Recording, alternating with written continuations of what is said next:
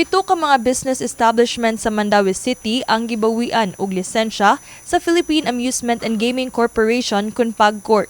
Kini human masayran sa PAGCOR nga posibleng nag-operate isip Pogo Hubs ug ingon man dunay mga nahitabong Pogo-like activities sulod sa maong mga establishmento.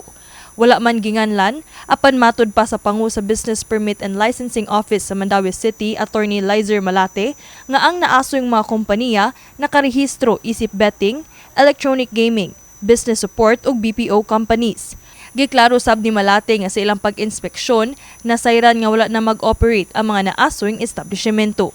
So good thing again is we already acted on it earlier and there are no operations on that. So I think this is just in compliance, PAGCOR's compliance of the directive of the President to really close down all POG operations until the end of this year. Dugang pa ni Malate nga hugot ang ilang pag-monitor karon sa uban pang mga business establishments sa Dakbayan. Issued advisory also to businesses and to inform even private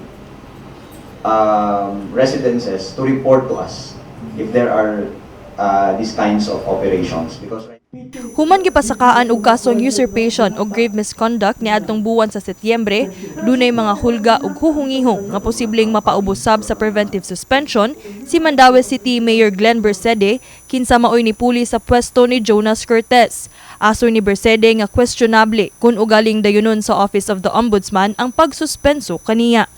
Murag unfair dili namo ba? Yang gapili namo madawihanon, majority is madawihanon, nipili namo file na nanawa kaila unya isuspenso ka. Mo nang panawagan sa ombudsman kaingon ko ug mahitabo mangini questionable. Ana lagi ko. Gani mipadayag sab sa iyang kalagot ang city administrator sa mga panghitabo karon sa kagamhanan sa Dakbayan sa Mandaue. Medyo nakuyawan but at the same time naglagot.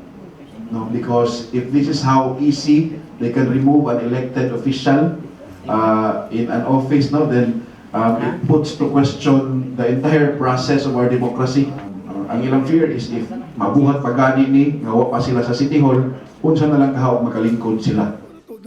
Saysay sa kampo ni Bersede nga naghuwat pa sila sa formal complaint gikan sa ombudsman mahitungod niini. Kini si Queenie Holigon alang sa MyTV, Cebu.